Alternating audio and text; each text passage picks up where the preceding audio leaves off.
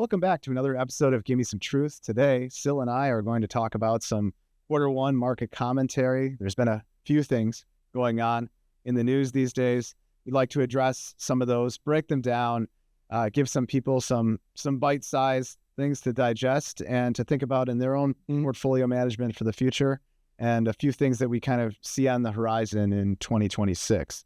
So I'll start with you, Syl. Let's break down this first quarter. I mean, lot to discuss, lot to talk about. Sure. What would you say is the overwhelming theme that you took from the first quarter?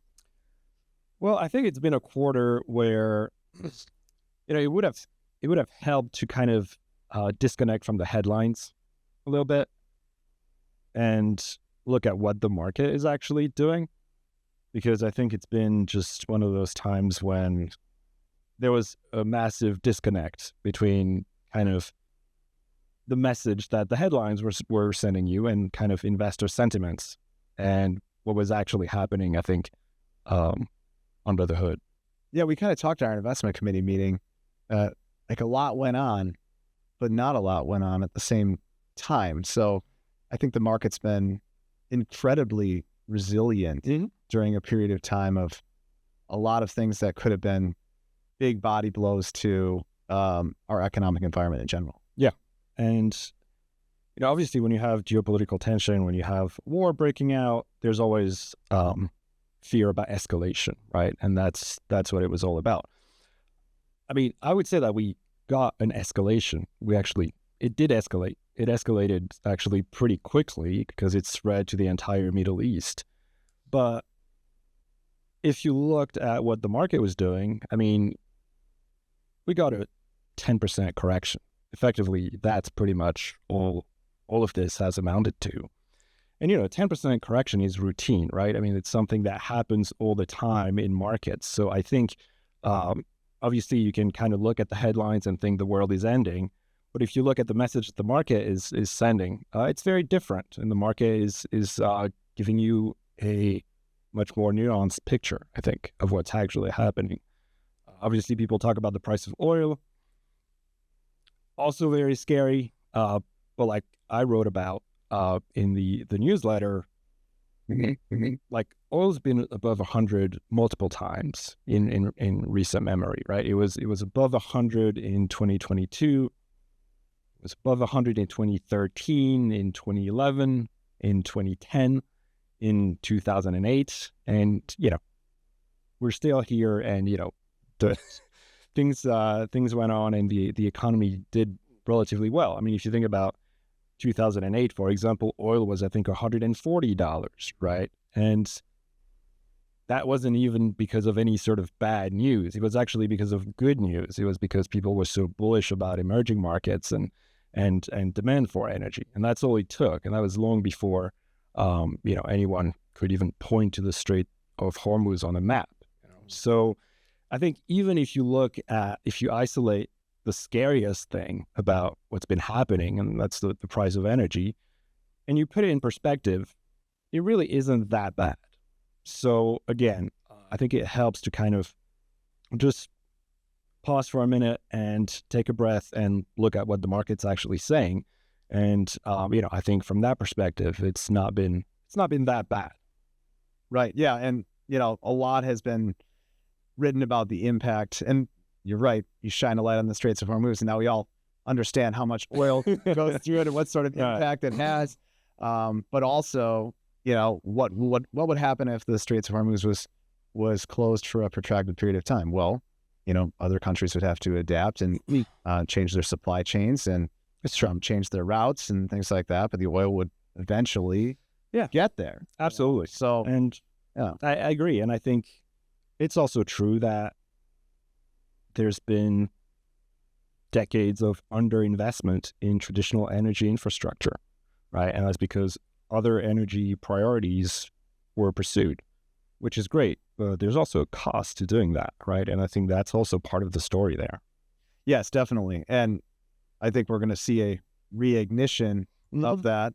And very much because of AI. This is all before. There's that too. Besides, all the bombs that have been dropped in Iran and all the geopolitical tension. Before that, remember, we had a narrative that Now we're running out of. It's still one of the first articles on this recently, which is telling.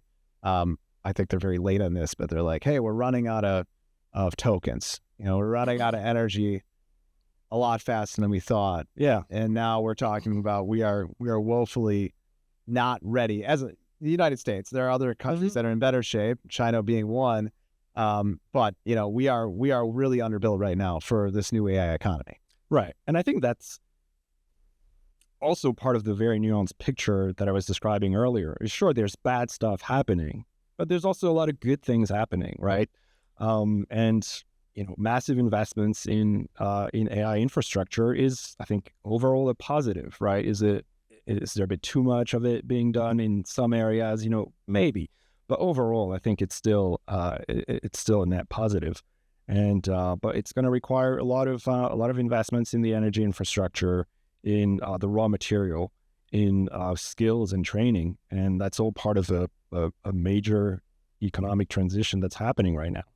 Yeah, and underlying that, I thought earlier this year I was thinking, well, I think we're going to see really, really good GDP numbers, and maybe we do, maybe we don't for the end of the year. Obviously, this is going to be a body blow to the GDP numbers now, but I think we're going to see very positive GDP prints in the future because of all of this investment going on. This investment is long-term investment. It's not investment that you can just pull off in a quarter. Absolutely. I mean, this requires, and it starts really at the base, and it starts with the raw material. It starts with energy, and it trickles all the way down to people's day-to-day lives and logistics and training and education.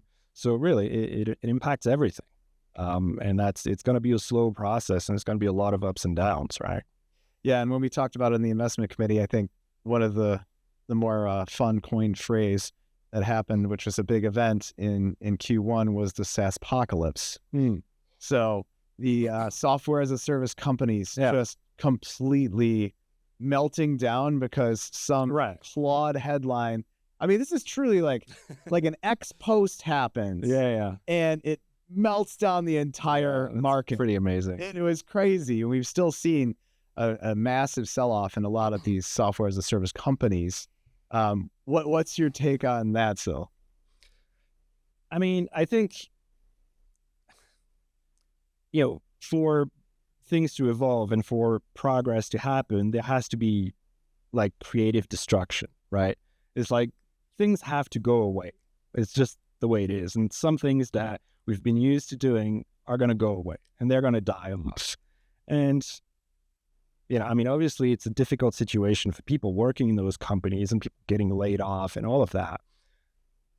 But in the aggregate, is it fundamentally a bad thing that some, piece of software that we've been forced to use because we had no choice goes away? It's not, right? I mean, we need to move on from those softwares. That's the reality. And so, I'm looking at it, and it's pretty isolated. And some of it is just, look, it's the reality of the economy. Sometimes you have to adapt or die. And that's true of any company. And, they're up against it for sure.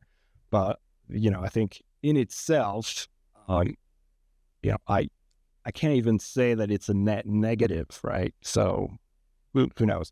But I think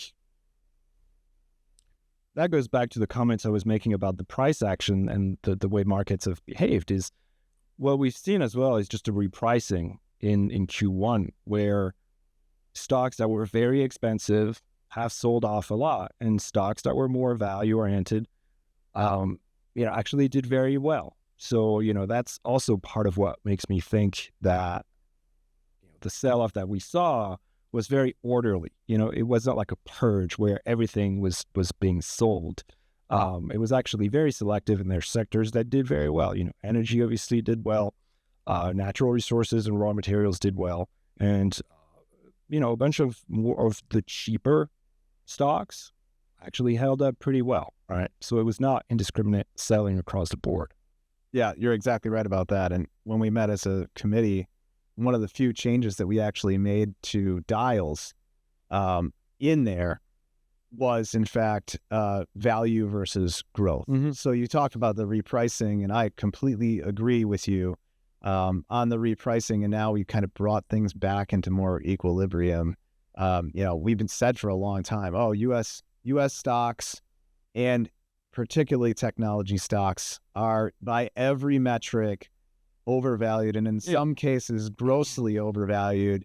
And so we were kind of saying, okay, well, this sort of value proposition is here in the market, and now we've changed our dial to more neutral because of valuation change. No, I agree 100%. It's true that I've been warning clients for a long time about U.S. mega cap tech names being overvalued. But after Q1, it's true that if you look at valuation metrics, I'm not going to say they look cheap, but they look more reasonable, right? Mm-hmm. They look more investable at these levels than they were, a year or 6 months ago. Obviously, now nobody wants to buy anything because people are scared, right? Well, so the same people who were complaining about the valuations before now, are finding new excuses, I'm sure, to not buy them. But I do think they're more attractive now. Yeah, I would agree with you. I think also, you look at big sell-offs in crypto. We've had big sell-off there.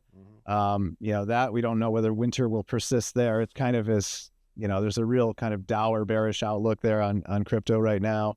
I think, there's been a bit of a sell-off in gold and silver after it had run up to, your record levels. And then all of a sudden we had this geopolitical event and then no longer in the headlines. I mean, we were seeing, like Q1, we were seeing like record. I had clients calling me too, like, should I invest? They want to invest in silver and everything at the peak of the market. It's funny how that works, right? Yeah. Because you think geopolitical tensions, gold should be doing well. But, I think what we learned is, if markets were so easy that all you had to do is buy gold after a war starts, happening, then everybody would be rich, right? It's just, that's not the way markets work. It's the opposite. It's like the war breaks out, you buy gold and, it drops 30%, right? I mean, if anything, it's kind of a lesson in market efficiency and in the fact that, markets are pricing in things way ahead of time and way ahead of you. That's exactly right. Oh man, there's so many different asset categories that have had a fun ride in Q1. I do think it's a great example of looking at, what is taught to us as a general rule doesn't always play out, because gold at the time, like take for example, you could argue it was grossly overvalued at the time. It had gone on this huge run up. And so then that event occurs. And so that did not provide the ballast that it normally does provide. No. And then, it did, but you had to have owned it, for a while. Yeah. You can't, prior. You couldn't just try to time your way around that specific event. That's the key. Gold's one of those interesting assets that, you look at, and as financial advisors, we look at and say, well, yeah, it's obvious that you should hold it over this long period of time, except for some of the hold times are like 15 years. Yeah. And no one has that hold time in their psyche. They never keep it. You could be the best financial advisor in the world. You're not, if something's a dog for that long. Oh, absolutely. You're not hanging on to that. The client's going to. It's tough. We've had discussions with clients who just were convinced that it was dead money and you had to get out of it, right? And it's dead money until it's not. I wish we all had that same conviction, I myself included. Yeah. Right? We're all human beings, and it's hard. And so let's talk about the asset class that I think is one of the most, I don't know, in my view, unloved. We talked about it. We're like, why does anybody even hold bonds right now? So we talk about kind of the dog asset class in bonds. What's your current viewpoint in bonds? And, should anybody hold bonds anymore? Sure. I think so. And it's weird that maybe it's become almost a contrarian view, but I think the fundamental case for bonds is still there. If you compare them to equities, bonds are attractive because they're more cash-like, right? So I think the question is, do you still want to hold cash? Do you like cash? And just, if you look at bonds as an asset class, it's kind of like cash with a little bit of duration risk added to it. It's really as simple as that. So, I think it's still there as a diversifier.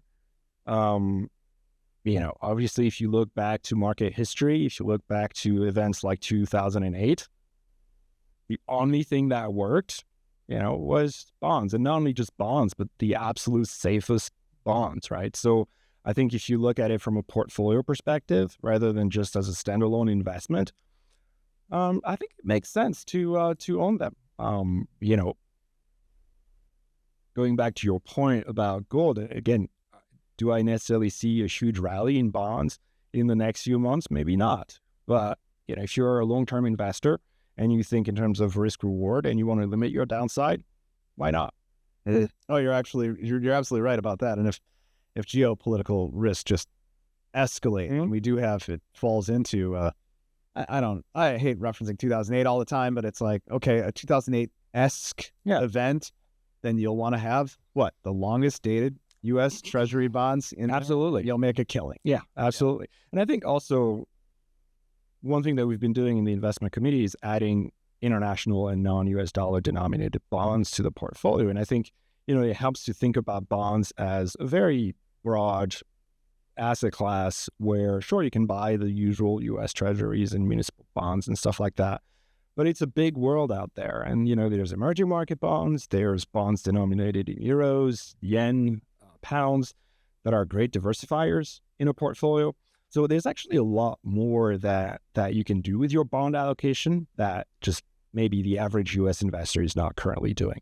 Yeah, exactly. And because you are an advisor that has a strong global client base, how are you feeling about international stocks versus US stocks in general? Yeah, I mean, I like international stocks. I think the story there is all about valuations, and they're still pretty attractive.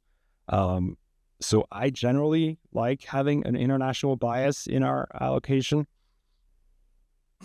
Now, what we saw in Q1 is they actually, when the war started, they actually sold off like significantly.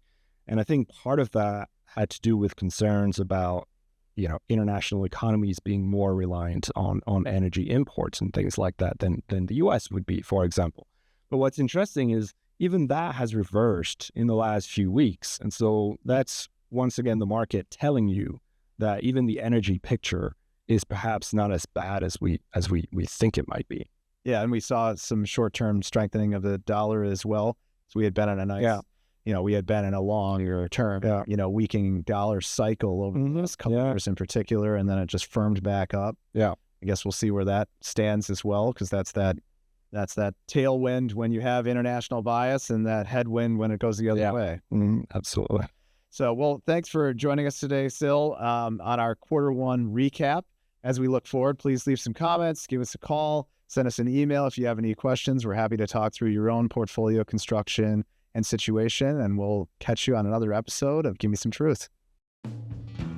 Walkner Financial Advisors is a registered investment advisor with the SEC. Registration with the SEC does not imply a certain level of skill or training. The opinions expressed by the participants of this podcast are their own and do not reflect the opinions of Walkner Financial Advisors. All statements and opinions expressed are based upon information considered reliable, although it should not be relied upon as such. Any statements or opinions are subject to change without notice.